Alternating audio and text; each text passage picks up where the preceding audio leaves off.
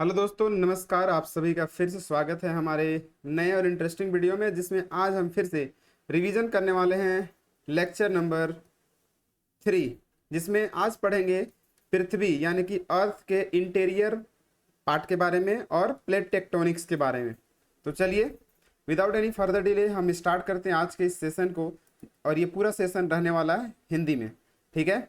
उससे पहले आप लोगों को बता दूं कि जिस प्रकार से है ना, परमार सर ने प्रेस रिलीज में बताया है कि कोई भी उनके कंटेंट को, खास करके ये जो पीडीएफ्स होते हैं या नोट्स हैं, उनको अगर कोई शेयर करता है ना, बैच वीडियो को शेयर करता है, ठीक है, तो उनमें क्या होगा, कॉपीराइट स्ट्राइक या उसमें स्ट्रिक्ट एक्शन लिए जाएंगे। तो इन सबको ध्यान रखते हुए मैं ये वीडियो बना रहा हूँ, जिसमें ये केवल रिवीजन पर्पज से बनाया जा रहा है।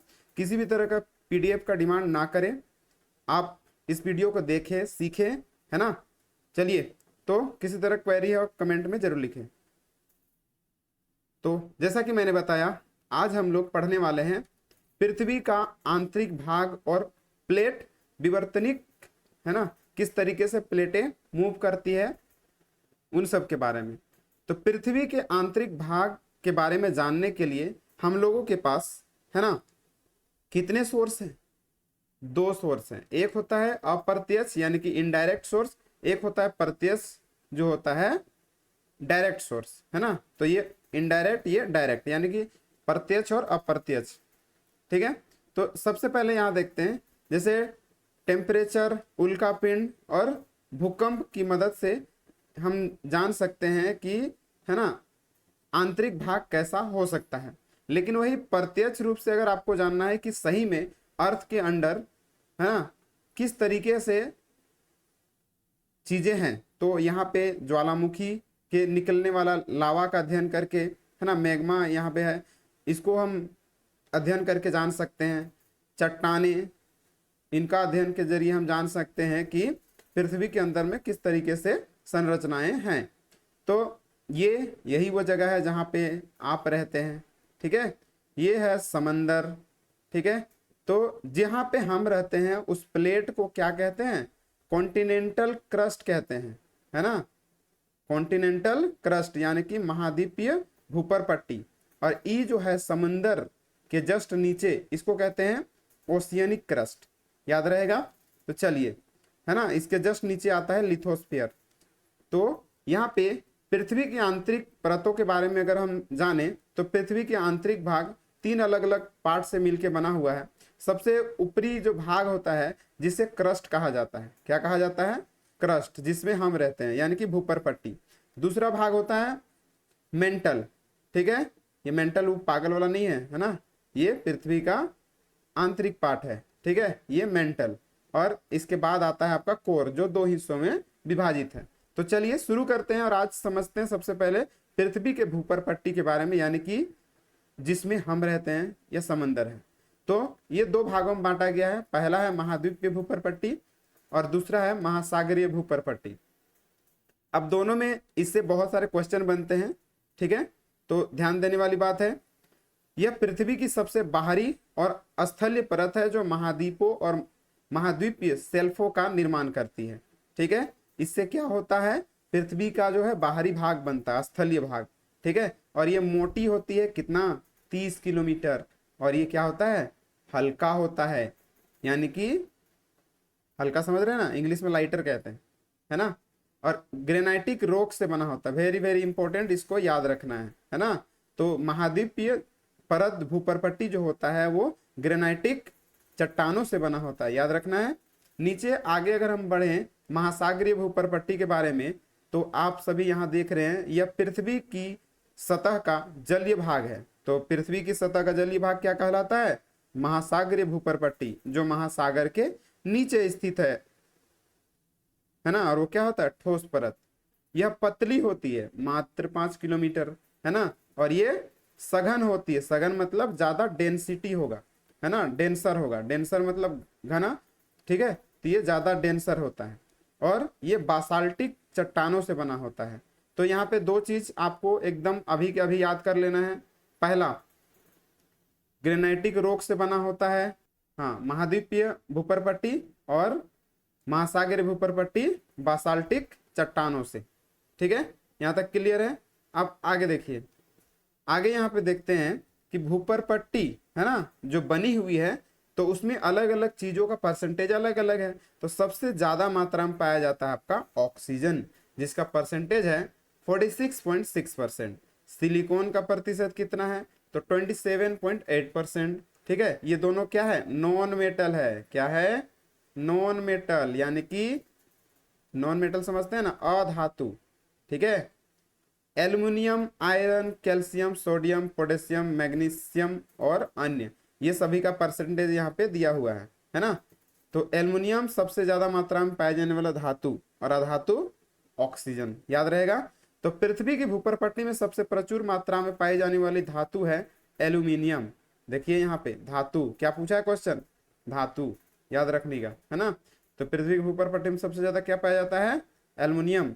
अब एल्युमिनियम देखे हैं कि नहीं, ये पैकेजिंग, फूड पैकेजिंग में यूज होता है ना, हाँ कि नहीं, पार्सल उर्सल तो बहुत ही मंगाते होंगे। चलिए, अच्छा इसमें एक चीज और भी जानने का है, ये जो किससे बना होता है ना, ये जो भूपर पट्टी है, पृथ्वी का भूपर पट्टी, ये किससे मिलके बना होता है। तो पृथ्वी का जो भूपर पट्टी है और वो सियाल से बना होता है, सिलिकॉन और एल्युमिनियम से बना होता है। ठीक है, दिख रहा है ना, ये दोनों के नाम, ये दोनों से नहीं, यहाँ पे सिलिकॉन और एल्युमिनियम, सियाल। ठीक है, अगला है मेंटल। मेंटल की बात करें तो ये बना है सिलिका और मैग्नीशियम, यानी कि सीमा से। ठीक है, सिलिका और मैग्नीशियम, जिसे हम एक साथ क्या कहते हैं, सीमा, SI फॉर सिलिकॉन और MG फॉर सीमा, मैग्नीशियम है ना। तो मैग्नीशियम का MG होता है ना सिंबल। अब यहाँ देखिए, मोटाई की बात करें तो इसकी मोटाई लगभग 2900 किलोमीटर है। मेंटल दो भागों में विभाजित है ना। जिस प्रकार से हमारा क्रस्ट जो था, यानी कि भूपर पट्टी जो था, वो दो भागों में विभाजित था, महाद्वीपीय परत था और महासागरीय परत, उसी प्रकार से मेंटल भी दो भागों में है, ऊपर वाला मेंटल और नीचे वाला मेंटल। तो ऊपरी मेंटल, निचली मेंटल जो है, निचला मेंटल। अगला है दुर्बल मंडल है ना, दुर्बलता मंडल, जिसे हम स्थेनोस्फीयर के नाम से जानते हैं। यह पृथ्वी के ऊपरी मेंटल के एक अर्ध ठोस, ऊपरी मेंटल में पाया जाता है ना, कौन सा, ये जो स्थेनोस्फीयर है, ये अर्ध पिघली हुई है और ये यांत्रिक रूप से दुर्बल और तन्य होती है। ठीक है, यह स्थल मंडल लिथोस्फीयर, जो पृथ्वी की सबसे कठोर परत है, जो भूपरपट्टी और ऊपरी ठोस मेंटल से बनी होती है, जिसकी मोटाई लगभग 10 से 100 किलोमीटर है, के जस्ट नीचे होती है। ठीक है, तो इसको अगर हम पिक्टोरियल फॉर्म में देखें तो यहाँ पे आपको समझ में आएगा। ये जो है, ये आपका दिख रहा है, ये है ना, ये क्या है आपका स्थेनोस्फीयर। ठीक है, दुर्बल मंडल कहते हैं। तो जस्ट ये जो दिख रहा है ना, क्रस्ट और ऊपरी मेंटल का हल्का सा पार्ट, ये दोनों मिलके लिथोस्फीयर। तो लिथोस्फीयर से जस्ट नीचे जो आपका होता है, क्या होता है, स्थेनोस्फीयर होता है। अब यहाँ पे देखिए, दुर्बल मंडल जो है ना, स्थल मंडल का हिस्सा नहीं है। स्थल मंडल किसको कहते हैं, तो ये जो था, ये ऊपर लिथोस्फीयर है जो स्थल मंडल कहलाता है ना, ऊपर वाला स्थल मंडल। ठीक है, तो ये इसका हिस्सा नहीं, जस्ट उसके नीचे होता है। दुर्बलता मंडल जो है मैग्मा लावा का स्रोत होता है, जो जब भी ज्वालामुखी उद्गार होगा है ना, तो उस समय जो निकलते हैं क्या मैग्मा, वो कहाँ से निकलते हैं, तो वो निकलते हैं दुर्बलता मंडल से या दुर्बल मंडल से। आखिरी और अंतिम पार्ट की बात करें तो कोर, यह इंपॉर्टेंट भी है ना। यह जो होता है निकेल और आयरन से मिलकर बना होता है। ठीक है, इसे दो भागों में विभाजित है, प्रत्येक भाग को दो दो भागों में विभाजित किया गया है। यह है आंतरिक भाग, जो ठोस रूप में होता है। जो पृथ्वी का सबसे इनर पार्ट है, वो सबसे ज्यादा क्या होता है, ठोस होता है। और यह कितना, 2200 किलोमीटर इसका मोटाई है। और बाहरी परत की बात करें, बाहरी कोर की, तो यह तरल रूप होती है और चुंबकीय गुण प्रदर्शित करता है, जिसका थिकनेस जो है 1300 किलोमीटर है। तो ये जो दिख रहा है ना, ये वाला भाग क्या होता है, सॉलिड होता है। ठीक है, और ये वाला भाग जो आपका दिख रहा है, ठीक है, कोर का, ये क्या होता है, ये मोल्टेन स्टेट में होता है। यही रिस्पॉन्सिबल है आपका, है ना, मैग्नेटिक फील्ड के लिए। ठीक है, तो चुंबकीय गुण प्रदर्शित करता है। याद रहेगा। अगर हम आयतन के अनुसार जानने की कोशिश करें तो भूपरपट्टी जो है ना, ये आयतन मतलब जानते हैं कि कितना स्थान घेरता है, तो भूपरपट्टी मात्र 1% स्थान घेरता है ना, और द्रव्यमान भी लगभग 1% ही कंट्रीब्यूट करता है पृथ्वी के। मेंटल की बात करें तो ये 84% भाग को कवर करता है, और मतलब इतना ज्यादा इलाका में फैला हुआ है, इसका इतना ज्यादा क्षेत्र को कवर करता है। और इसकी द्रव्यमान के कंट्रीब्यूशन की बात करें तो 68%। कोर की बात करें जो सबसे इनर पार्ट है वो 15% जगह घेरता है, यानी कि वॉल्यूम है, आयतन है, ठीक है। लेकिन ये द्रव्यमान के अनुसार क्या होता है, ये 31% होता है। याद रहेगा, कोई दिक्कत नहीं है। अगला, पृथ्वी की असततता, अर्थ डिसकंटिन्यूटी के बारे में समझते हैं। तो यहाँ पे देखिए, जैसे बीच में हर एक लेयर को अलग करने वाले जो हैं है ना, उनका नाम दिया गया है एक एक। तो यहाँ पे देखिए, सबसे ऊपरी परत को क्या कहेंगे, ऊपरी क्रस्ट कहते हैं, और ये जो निचला क्रस्ट है, ठीक है, तो इनको बीच में है ना, इनके बीच में क्या है, कॉनरोड डिसकंटिन्यूटी है ना। तो ऊपरी परत और आंतरिक परत के बीच में ये जो यहाँ पे आपको देखने को मिलेगा ये लाइन, ये क्या है, ये आपका कॉनरोड कंटिन्यूटी होता है, कॉनरोड डिसकंटिन्यूटी, ठीक है।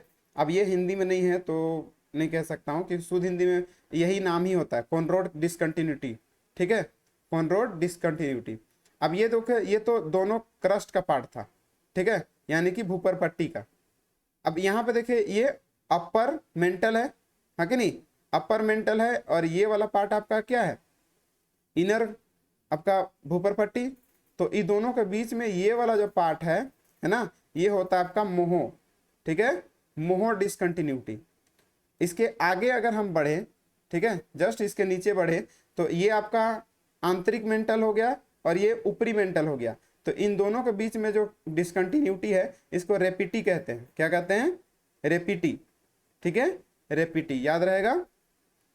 इसके बाद आपका आता है, ये क्या है, आंतरिक मेंटल है, और ये क्या है, ऊपरी कोर है, ठीक है। तो इन दोनों के बीच में जो लेयर होता है ना, इसको किस डिसकंटिन्यूटी के नाम से जानते हैं, गुटेनबर्ग डिसकंटिन्यूटी के नाम से जानते हैं। और ये जो आंतरिक कोर है और ये जो आपका ऊपर वाला ऊपरी कोर है, इन दोनों के बीच में जो डिसकंटिन्यूटी होता है उसे लेमेन डिसकंटिन्यूटी कहते हैं। लेमेन मतलब क्या होता है, गिरा हुआ इंसान, है ना, तो वो सबसे नीचे में है दोनों कोर के बीच में।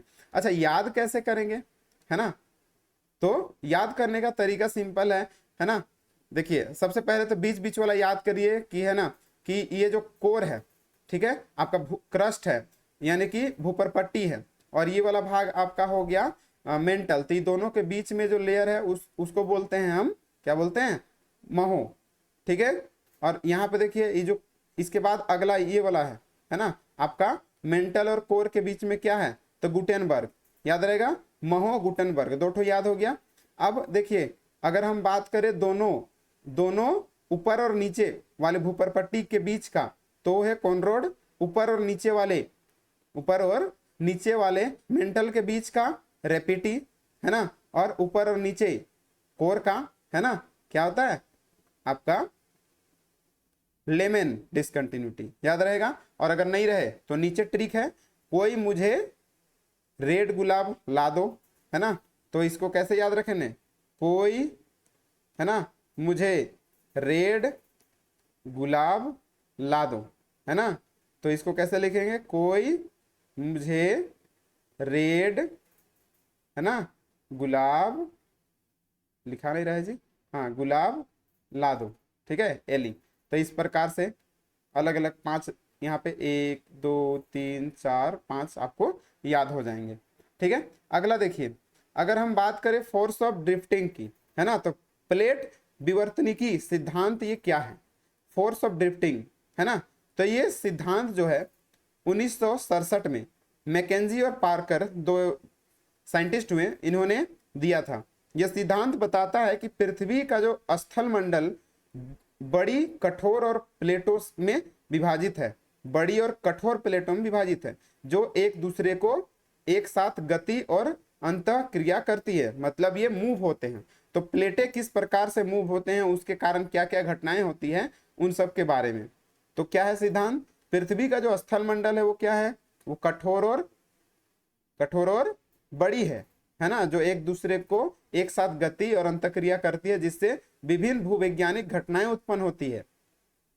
तो इनको क्या कहते हैं, प्लेट विवर्तनिकी सिद्धांत कहा जाता है ना। मैकेंजी और पार्कर, इन दोनों वैज्ञानिकों ने ये दिया था प्लेट विवर्तनिकी सिद्धांत, यानी कि किस प्रकार से प्लेटें मूव होती है, तो उनके बारे में भी जानेंगे किस प्रकार से होती है। अगला देखिए, संवहन धारा सिद्धांत। संवहन धारा सिद्धांत, तो ये आर्थर होम्स द्वारा दिया गया है ना।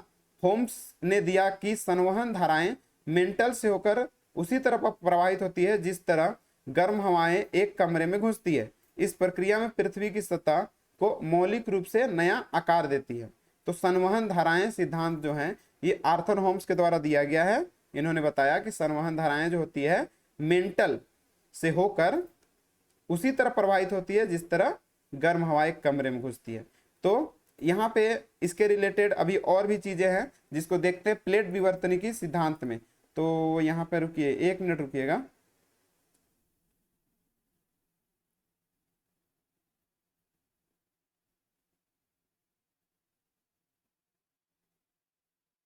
ठीक है, तो यहाँ पे आपको दिख रहा होगा कि प्लेट टेक्टोनिक्स, यानी कि प्लेटें किस प्रकार से मूव होती है ना। तो यहाँ पे आप सबको दिख रहा होगा ये कुछ अलग, यूरेशियन प्लेट है, ऑस्ट्रेलियन प्लेट दिख रहा है ना, कैरेबियन प्लेट दिख रहा है, फिर नीचे साउथ अमेरिका प्लेट है, ठीक है, ये यूरेशियन प्लेट है, ये अफ्रीकन प्लेट है। ये कुछ प्लेट्स पहले इस तरीके से एक साथ थी, है ना, लेकिन समय बदलने के बाद ये सभी प्लेटें जो है ना, अलग अलग भागों में इस प्रकार से बंट गए। तो यहाँ पे देखिए, ये प्लेट विवर्तनिकी हमने बताया कि 1967 में मैकेंजी पार्कर ने दिया है ना, और कन्वेक्शन सिद्धांत जो है, कन्वेक्शन करंट थ्योरी, संवहन धारा सिद्धांत, इन्होंने आर्थर होम्स ने दिया। ठीक है, तो यहाँ पे देखिए, अगर हम बात करें ये प्लेट टेक्टोनिक्स मूव होते हैं, तो मूव होने के कारण जो है ये अलग अलग है ना। यहाँ पे देखिए 7 बड़े प्लेटों में विभाजित है और जो है कितने, 5 छोटे प्लेटों में। तो यहाँ पे देखिए बड़े बड़े प्लेटों में आपका पैसिफिक प्लेट हो गया है ना, प्रशांत प्लेट हो गया, उत्तरी अमेरिका, दक्षिणी अमेरिका याद रहेगा, अफ्रीका, और ये यूरेशियन प्लेट हो गया, ये आपका ये क्या बोलते हैं, स्मॉलर में आएगा, लघु टेक्टोनिक प्लेट में आएंगे। तो यहाँ देखिए जो ग्रीन किया हुआ है ये 7 मेजर प्लेटें हैं, है ना, Pacific, north America, south America, Africa, Eurasia, Australia, और एक नीचे है आपका अंटार्कटिका। अगर हम बात करें इधर कोकोज प्लेट है ना, नाजको प्लेट है, कैरिबियन प्लेट है, इंडियन प्लेट है और फिलीपीन प्लेट, ये सभी क्या है, स्मॉल प्लेट्स में आते हैं, है ना। जॉन डी फोका जो है ये भी क्या है, स्मॉलेस्ट, सबसे स्मॉलेस्ट प्लेट है, याद रहेगा। तो ये छोटे छोटे प्लेटों में पूरा जो पृथ्वी है वो बटा हुआ है। इन्हीं की वजह से है ना, टेक्टोनिक्स होने से भूकंप आते हैं, है ना। तो उन सब के बारे में अब सीखते हैं। तो यहाँ देखिए प्लेट टेक्टोनिक्स अलग अलग तरह के होते हैं, तो इसको आगे देखते हैं। सबसे पहले हम लोग समझ लेते हैं भूकंप के बारे में, है ना। जैसे धरती क्या होती है, हिलती है, तो भूकंप पृथ्वी की सतह का एक तीव्र कंपन है। पृथ्वी जब क्या लगता है, ठंडा लगता है, तब कांपती है, जी नहीं, है ना। पृथ्वी का कंपन, तीव्र कंपन जो पृथ्वी की प्लेटों के खिसकने के कारण होता है ना, जिससे अचानक भ्रंशों के किनारे ऊर्जा उत्पन्न हो जाती है।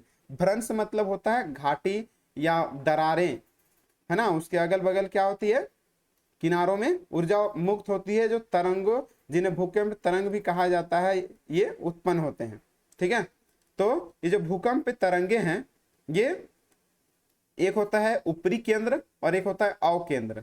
ठीक है, तो भूकंप जब होता है तो एक होता है ऊपरी केंद्र और ये होता है अव केंद्र। तो दोनों को समझते हैं। यह पृथ्वी की सतह पर भूकंप के अव केंद्र, जिसे हाइपोसेंटर भी कहते हैं, से ठीक ऊपर स्थित वह बिंदु जहां से भूकंप भूमिगत रूप से उत्पन्न होता है, और यह पृथ्वी के अंदर वह बिंदु जहां भूकंप शुरू होता है। ठीक है, तो इसको अव केंद्र क्या बोले, अव केंद्र। और 1 मिनट देखिए, जैसे भूकंप जब होती है तो आपका यहाँ पे दिख रहा है ना, इपीसेंटर, अव केंद्र, हाइपोसेंटर देखिए, अवकेंद्र मतलब जहां से भूकंप उत्पन्न हुआ, ठीक है, और इसकी के जस्ट ऊपर, ठीक है, जहां पे अर्थ अर्थ को जहां पे ये मूव हो रहा है, पृथ्वी को बिंदु जहां भूकंप शुरू होता है, ठीक है, उसे हम अवकेंद्र कहते हैं। तो ये है हाइपोसेंटर, जिसे अवकेंद्र कहते हैं। और उसी प्रकार नीचे, है ना, जस्ट इसके ऊपर जो होता है आपका पृथ्वी के सरफेस पे जो पहली बार जहां पे भूकंप का झटके लगते हैं, उसको हम क्या कहते हैं? उसे हम कहते हैं इपीसेंटर, है ना, ऊपरी केंद्र। ठीक है, नाम से ही पता चल रहा है। चलिए अब यहाँ पे देखिए, भूगर्भीय तरंगे जो होती है, अलग अलग तरह के तरंगे उत्पन्न होती है। ठीक है, जैसे ये तरंगे पृथ्वी के आंतरिक भाग से तीव्र गति से क्या करती है, गुजरती है। वे दो प्रकार की होती है। पहला होता है पी तरंगे और एक होता है एस तरंगे। तो पी तरंगे और एस तरंगे यहाँ पे समझते हैं। ठीक है, तो पी तरंगों को जानने से पहले हम समझते हैं भूकंप। ये सभी प्राकृतिक भूकंप स्थल मंडल में होते हैं। तो याद रहिए, भूकंप कहाँ पे होता है? स्थल मंडल में। इसको क्या कहते हैं? लिथोस्फीयर इंग्लिश में कहा जाता है। क्या कहा जाता है? लिथोस्फीयर। भूकंप से भूकंपीय तरंगे उत्पन्न होती है, जो कंपन होते हैं, जो पृथ्वी के माध्यम से भूगर्भीय तरंगों और सतह तरंगों के रूप में यात्रा करती है ना। तो यहाँ पे भूगर्भीय तरंग हो गया और एक हो गया सतह तरंग के रूप में कंपन करती है, वही पी और एस। तो यहाँ पे देखिए, उथले केंद्र वाले भूकंपों की तीव्रता गहरे केंद्र वाले भूकंपों की तुलना में अधिक होती है। ठीक है, चलिए उथले केंद्र समझ रहे हैं, और ये उथले केंद्र में भूकंप ज्यादा तीव्रता से होंगे और गहरे वाले भूकंप में कम होगा। तो यहाँ पे देखिए, पहले हम समझते हैं पी तरंगे क्या है। ठीक है, तो इसे हम प्राइमरी तरंगे भी कहते हैं, प्राथमिक तरंगे भी कहते हैं। ये सबसे तेज भूकंपीय तरंगे हैं जो सिस्मोग्राम भूकंप मापी पर दर्ज होते हैं। मतलब जो सिस्मोग्राफ होता है, जिसमें हम भूकंप की तीव्रता को नापते हैं, वो सबसे पहली बार, है ना, अगर आपको नजर आएगा तो वो किस में देखने को मिलेगा? सिस्मोग्राफ में। तो वो कौन सा तरंग होता है? पी तरंग, जिसे प्राइमरी तरंगे भी कहते हैं। ठीक है, ये पहली तरंगे जो 7 से 8 किलोमीटर प्रति सेकंड की रफ्तार से ये गति करती है। अब यहाँ पे देखिए, वे सभी माध्यम, ठोस, द्रव या गैस, सभी से ये ट्रेवल कर सकता है। पी तरंगे प्राइमरी होता है ना, होकर यात्रा कर सकता है। ठीक है, पी तरंगे ध्वनि तरंगों के समान अनुदैर्ध्य संपीड़ित तरंगे हैं। तो पी तरंगे जो होती है ना, ये क्या होते हैं? अनुदैर्ध्य तरंग होती है। अनुदैर्ध्य मतलब जानते हैं ना, जो जैसे साउंड वेव क्या होता है? साउंड वेव क्या होता है? अनुदैर्ध्य तरंग होता है। और हम लोग का जो लाइट होता है वो क्या होता है? अनुप्रस्थ तरंग होता है ना, याद रखिएगा। तो लाइट, है ना, यहाँ पे देखिए संपीड़ित तरंगे, वे संपीड़ित और विरल पैदा करते हैं। मतलब इसको ट्रेवल करने के लिए, अच्छा, अनुदैर्ध्य तरंगे कौन होते हैं? जिनको माध्यम की आवश्यकता होती है। ट्रेवल करने के लिए क्या चाहिए? माध्यम की आवश्यकता होती है। वे संपीड़न और विरल पैदा करते हैं और खिंचाव और कसाव का कारण भी बनते हैं। तो ये तरंगे जो हैं कुछ इस प्रकार से, है ना, जैसे इसको कैसे समझा सकते हैं? जैसे इस प्रकार से हार्ट बीट वाला देखे है कि नहीं, है ना। तो ये क्या है? संपीड़न जहां जमा हो गया, विरल जहां पे जमा नहीं है। ठीक है, इस प्रकार से। अब यहाँ देखिए एस तरंगों के बारे में। तो इन्हें द्वितीयक तरंगे भी कहा जाता है। ये पी तरंगों की तुलना में धीमी कंपन करते हैं और ये 4 से 6 किलोमीटर प्रति सेकंड की रफ्तार से गति करते हैं। ठीक है, तो ये सेकेंडरी, प्राइमरी जो है वो पहुंच गया, सेकेंड वाला धीरे धीरे नहीं चलेगा। ये केवल ठोस पदार्थों के माध्यम से ही यात्रा कर सकते हैं, है ना। तो ये जो है केवल सॉलिड से होके गुजर सकता है। ये एस तरंगे अनुप्रस्थ तरंगे हैं, जो तरंगों की दिशा के लंबवत जमीन को कंपित करते हैं।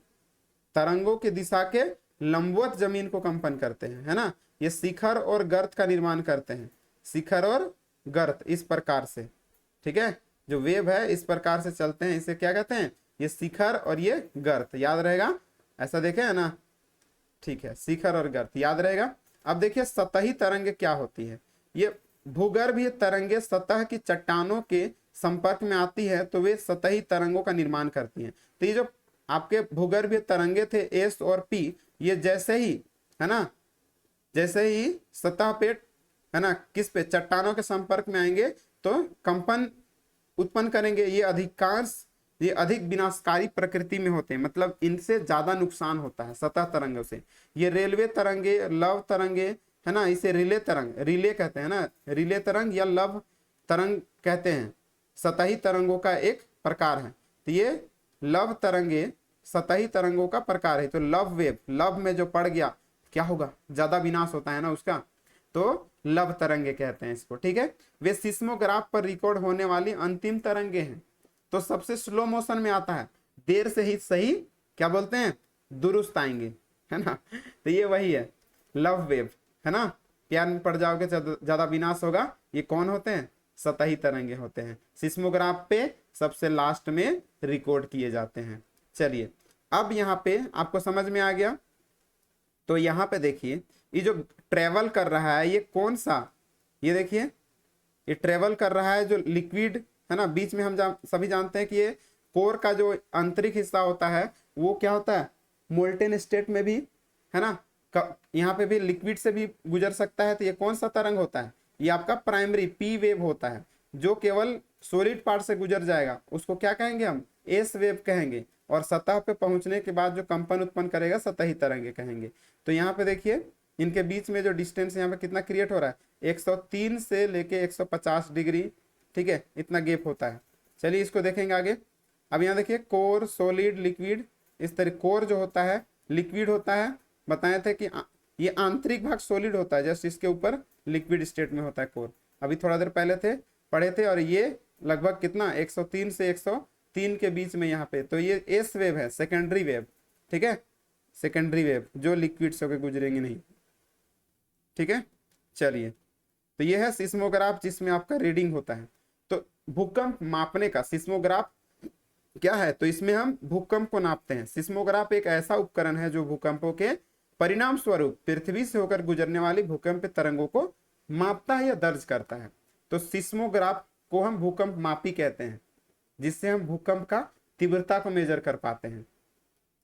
और ये रिएक्टर पैमाना या भूकंप का परिमाण मापने का एक उपकरण है ना। तो ये सिस्मोग्राफ एक ऐसा उपकरण है जिसमें भूकंप का परिणाम स्वरूप पृथ्वी से होकर गुजरने वाले भूकंप तरंगों को नापता है। तो तरंगों को नापने का काम सिस्मोग्राफ, लेकिन रिएक्टर पैमाना क्या है, ये भूकंप का परिमाण मापने के लिए एक उपकरण है ना। परिमाण कितना से कितना, तो 0 से लेके 10 तक परिमाण मापता है ना, कितना रिएक्टर से आ रहा है। अब ये देखिए ये असीमित या अनंत पैमाना है ना, ये असीमित या अनंत पैमाना है, याद रखिएगा। और एक और होता है भूकंप मापने वाला, भूकंप की तीव्रता मापने का एक उपकरण है मर्केली पैमाना, ये 1 से 12 तक की तीव्रता को नापता है। तो ये क्वेश्चन पूछता है ना कि रेंज कितना तक है, याद रहेगा। अब ये देखिए भूकंप तरंगों का छाया क्षेत्र जो होता है कितना शेडेड रीजन बनाता है। तो यहाँ पे देखिए जहां ये क्या है, इपी सेंटर है, फोकस क्या होता है, फोकस जहां से हाइपो सेंटर, जहां से भूकंप क्या होती है स्टार्ट होता है, उसको हाइपो बोलते हैं, ठीक है। अव केंद्र होता है ना, और ये क्या है उप केंद्र होता है। तो यहां से क्या होगा, इपी सेंटर सतह में आने के बाद ये इस तरीके से पी वेव चलना शुरू करेंगे, है ना। तो जब पी वेव चलना शुरू करते हैं तो ये लिक्विड से होके भी गुजर जाते हैं, सॉलिड से होके भी गुजर जाते हैं। तो यहाँ पे जो शेडेड रीजन है ना, ये क्या है, ये शेडेड रीजन 140 से 105 के बीच में शेडेड रीजन बनता है ना, याद रहेगा। तो यहाँ पे देखिए भूकंप का छाया क्षेत्र, पृथ्वी का वह क्षेत्र जहां भूकंप की तरंगों का पता नहीं चलता है ना। जैसे एस तरंगों का छाया क्षेत्र पी तरंगों के छाया क्षेत्र से बड़ा होता है, ठीक है। तो यहाँ पे देखिए शेडेड रीजन किस में ज्यादा बनता है, एस में, है ना, सेकेंडरी वेव में, क्योंकि ये यहाँ पे पार नहीं हो पाता है लिक्विड से, तो इसका इतना बड़ा शेडेड रीजन बनेगा एस का, और पी का देखिए इतना ही बन रहा है, ठीक है। तो एंगल याद रख लीजिएगा। भूकंपों के प्रभाव, अब भूकंप से क्या क्या हो सकता है, तो भैया सुनामी आएगा, है ना। अभी देखिए पंजाब में किस तरीके से बाढ़ आया हुआ है, ठीक है। तो ये सुनामी नहीं है, ये जापानी शब्द है सुनामी, जो बंदरगाह की तरंगे हैं, ये तब उत्पन्न होती है जब समुद्र तल पर भूकंप आता है। तो समुद्र के सतह पे जब भूकंप आएगा तो क्या होगा, सुनामी आएगा। पानी का लेयर, समुद्र का जो पानी का लेयर है वो ऊपर उठते हैं। मृदा द्रवीकरण, है ना, मृदा क्या हो जाएगा, लिक्विड हो जाएगा। भूस्खलन, भूमि जो घसकने लगते हैं, लैंडस्लाइड कहते हैं जिसको, है ना, पानी की बाढ़ आने लगती है। आग, है ना, जगह जगह पे क्या होगा, अगर आपका भूकंप आएंगे तो जमीन हिलेगा। क्रेक आएंगे, दरारों से क्या निकलेगी, लिक्विड मैग्मा निकलेंगे, है ना। तो भूकंप अलग अलग प्रकार के होते हैं। निष्पात भूकंप, ये छोटे भूकंप होते हैं जो भूमिगत खादान या गुफाओं की छत से गिरने से आते हैं, है ना, जो छोटे होते हैं, गुफाओं की छत गिरने से आने वाले भूकंप को निष्पात कहते हैं। विस्फोटक भूकंप क्या होते हैं, तो किसी भी रासायनिक या परमाणु उपकरण के द्वारा विस्फोट जब होता है तो उसे हम कहते हैं विस्फोटक भूकंप। और विवर्तनिक भूकंप क्या होता है, तो पृथ्वी की टेक्टोनिक प्लेट्स जो होती है वो मूव करेगी, जिसकी वजह से उत्पन्न होने वाले भूकंप को विवर्तनिक प्लेट भूकंप कहते हैं। और जलाशय प्रेरित भूकंप क्या है, तो बड़े जलाशयों के निर्माण के कारण उत्पन्न भूकंप को मानव जनित भूकंप कहते हैं, जलाशय भूकंप, है ना। तो जलाशय प्रेरित भूकंप। ज्वालामुखी भूकंप क्या है, तो ज्वालामुखी विस्फोट के परिणाम स्वरूप उत्पन्न होने वाले, अच्छा भूकंप का मतलब तो बातें थे ना, धरती कप कपाएगी या थरथराएगी, है ना, तो ये ज्वालामुखी से होने वाले भूकंप। अब भारत में भूकंपीय क्षेत्र जो इंडियन सिस्मिक जोन कहाँ कहाँ है जहाँ पे ज्यादा भूकंप आते हैं, तो ये जो आपको दिख रहा होगा जोन, हाईएस्ट सिस्मिक जोन जो होते हैं जिसमें ज्यादा भूकंप आते हैं, ठीक है। तो सबसे ज्यादा खतरा आपको कहाँ पे देखने को मिल रहा है, ये दिख रहा है, ये कौन सा हिस्सा है भैया, हाँ, बिहार का ऊपरी क्षेत्र लग रहा है ना, ठीक है। और ये आपका नॉर्थ ईस्ट क्या बोलते हैं, पूर्वी क्षेत्र। और ये आपका दिख रहा है ना यहाँ, और एक ऊपर में ये कुछ इलाके हैं कश्मीर का और हिमाचल प्रदेश का, ठीक है। तो ये कुछ है जो 1935 में मैपिंग के जरिए बताया गया था, ठीक है। तो ये जो जितना ज्यादा यहाँ पे देखिए जो व्हाइट वाला है जिसमें सबसे कम सिस्मिक जोन है, तो इस प्रकार से यहाँ पे देख रहे होंगे, ये दिख रहा है इलाका, कुछ उड़ीसा, कुछ झारखंड, है ना, आंध्र प्रदेश, ये सब जो नीचे साउथ वाला, ठीक है, दिल्ली उली का इलाका इधर, ठीक है, ये थोड़ा सा कम भूकंप वाले हैं। लेकिन वही यहाँ पे देखिए हाईएस्ट सिस्मिक जोन जो होते हैं ये वाले इलाके, ठीक है, ये सब दिख रहे हैं जिसमें लैंडस्लाइड सब आपका उत्तराखंड सब में होता है ना ज्यादा, तो ये उत्तराखंड वाला इलाका इधर, है ना, तो इधर क्या होता है, भूस्खलन सब ज्यादा होता है, ठीक है। तो कुत्ते, बिल्ली, गाय, हाथी, पक्षी, सांप, टोड भूकंप से पहले असामान्य व्यवहार प्रदर्शित करते हैं, क्योंकि ऐसा अक्सर विद्युत चुंबकीय क्षेत्र इंफ्रासाउंड के प्रति उनकी संवेदनशीलता के कारण होती है। तो हम सभी जानते हैं कि साउंड जो होता है ना, ये 3 अलग अलग पार्ट का होता है साउंड वेव, है ना। तो एक होता है सोनिक जिसे हम सुन सकते हैं, एक होता है अल्ट्रासोनिक जिसे कौन कौन, चमगादड़, बिल्ली, कुत्ते ये सब सुन सकते हैं, और एक होता है आपका सबसे लोएस्ट कैटेगरी इंफ्रा बोलते हैं ना, इंफ्रासोनिक, जिसे हम लोग एकदम कम होता है, जिसे बहुत कम कहते हैं 20 अल्ट्रा मतलब सबसे ज्यादा, ठीक है। तो चलिए प्लेट विवर्तनिकी के बारे में समझते हैं, ये थोड़ा सा पीछे आ गया क्योंकि पहले था, है ना। तो स्थल मंडल प्लेटों का निर्माण करता है ना, स्थल मंडल प्लेटों का निर्माण करता है जिसमें भूपरपट्टी और मेंटल का ऊपरी ठोस भाग शामिल है ना।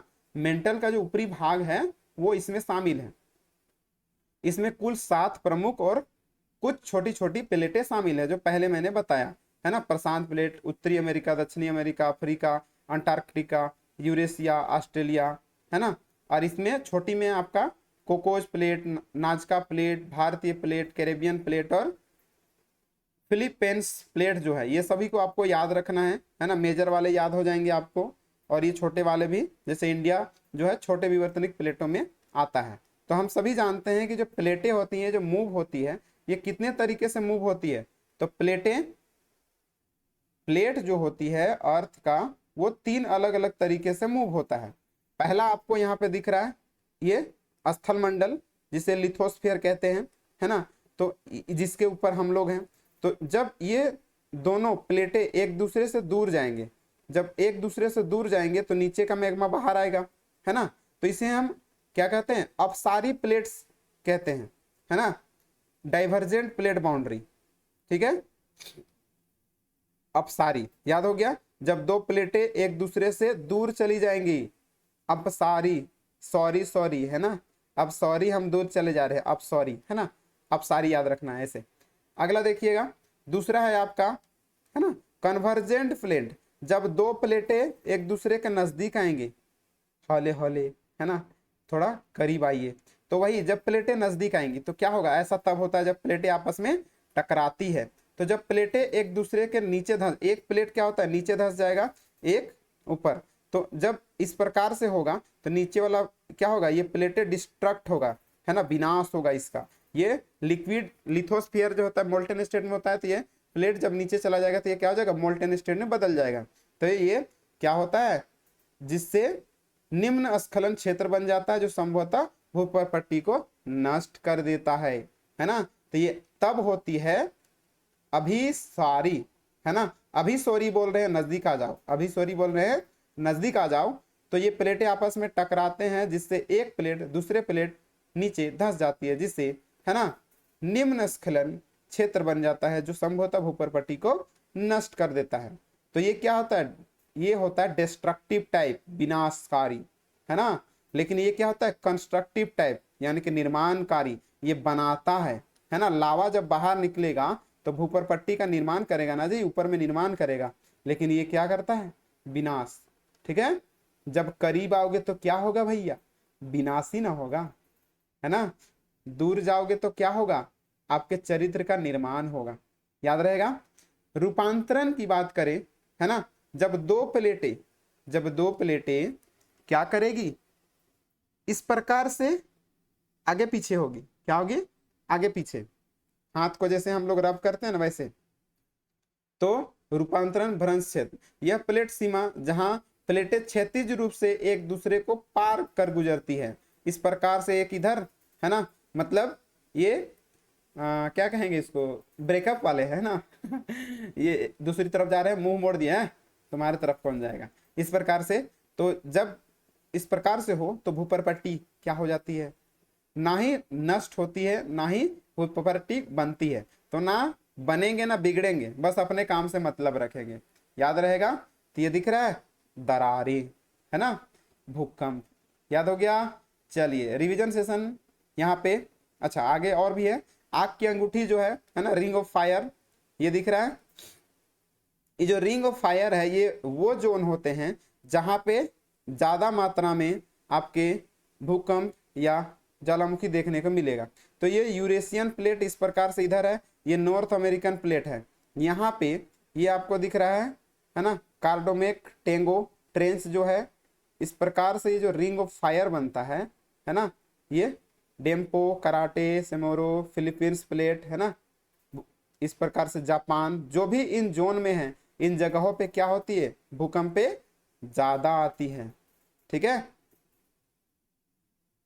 इधर इधर एक एक एक, हाँ ठीक है, चिल्ली पैसिफिक हो गया।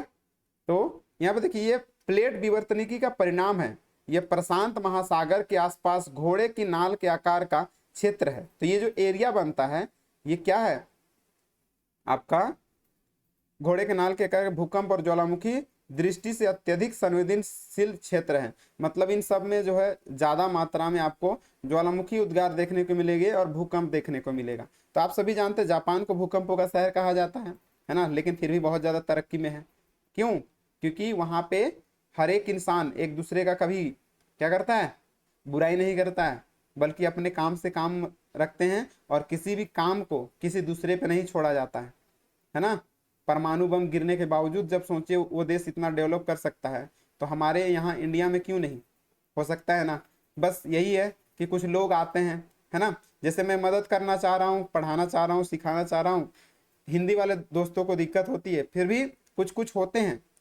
आज ही किसी ने कमेंट किया था कि कॉपीराइट स्ट्राइक, हम बोल रहे हैं कि इसमें मैंने क्या परमार सर का किसी भी तरीके से कुछ भी, नॉर्मल केवल हम पीडीएफ्स को रीड करते जा रहे, है ना, यहाँ तो मैंने किसी तरह का उनका कोई भी कंटेंट को मैंने शेयर नहीं किया है ना, बस लोगों को समझाने की कोशिश किया है ना। दुर्बल, चलिए बातों को छोड़ते हैं, बात कम काम ज्यादा थोड़ा सा बचे हुआ है। दुर्बलता मंडल में उत्पन्न होने वाली संवहन धारा प्लेटों की गति के पीछे का बल है ना। तो जो प्लेटें मूव होती है ना, ये क्यों होती है? संवहन धारा के कारण, है ना। संवहन धारा उत्पन्न होती है आपका, जैसे अर्थ क्रस्ट के नीचे जो हम पढ़े अभी, है ना, यहाँ पे स्थिनोस्फीयर जो है इसमें मोल्टेन स्टेट में होता है, तो इसमें जो मैग्मा होती है वो मूव करते रहती है। तो ये जो तरंगे मूव करती है उसकी वजह से प्लेट, है ना, ये क्या होगी? मूव करती है। ठीक उसी प्रकार से जिस प्रकार जल की धारा अगर मूव होती है तो ऊपर में नाव है तो वो कैसे मूव होता है, ठीक उसी प्रकार से, है ना। तो पीछे के बल है ना। तो संवहन धारा जो है प्लेटों के मूव का मेन कारण है दुर्बल मंडल में। अब यहाँ देखिए, पृथ्वी के आंतरिक भाग से निकलने वाली उष्मा, गर्म ऊपर उठने मैग्मा, ठंडे डूबते मैग्मा की धाराओं को प्रवाहित करती है, जिससे स्थल मंडल प्लेटें भी उनके साथ गतिमान हो जाती है। तो वही चीज है कि जैसे प्लेट, जैसे ये जो मूव करते हैं, करंटें मूव करती है, इस प्रकार से जब मूव करेगी तो ऊपर वाले प्लेटें क्या होगी? मूव होगी, है ना, जिसकी वजह से क्या होगा? ज्वालामुखी या भूकंप आते हैं। ठीक है, तो ये सेशन आपको कैसा लगा? बस रिवीजन था, है ना। किसी भी तरह क्वेरी हो आप कमेंट में जरूर लिखें, है ना। और हमारा ये प्रयास, बस आपको अच्छा लगे तो लाइक करके जाइए। लास्ट तक जो जुड़े या अंतिम तक जो इस वीडियो को देखे वो कमेंट में अपने, है ना, बेस्ट लाइफ इंस्पिरेशन क्या बोलते हैं, आपके जीवन में जो आपको प्रेरणा का स्रोत है उसका नाम लिख के जाना है। जो अंतिम तक बने हैं हम जान जाएंगे कि लास्ट तक किसने किसने वीडियो को देखा है ना। तो आपके मम्मी पापा भाई बहन, है ना, कोई भी टीचर, जो भी आपके, है ना, फेवरेट होंगे, जिनसे आपको सबसे ज्यादा मोटिवेशन मिलता है ना, उनका आप नाम कमेंट में लिखेंगे। बस आज यही गुजारिश है। किसी भी तरह का अगर गलती हुआ तो क्षमा चाहता हूं, और इसी तरह के कंटेंट के साथ बने रहेंगे नेक्स्ट वीडियो में। Till then have a nice day. अच्छे से पढ़ते रहिए, मुस्कुराते रहिए, बोझ की तरह नहीं, खुशी खुशी, है ना। और माँ बाप का नाम रोशन कीजिए, जल्दी एक गवर्नमेंट जॉब पक्का कीजिए। See you in the next video, have a nice day.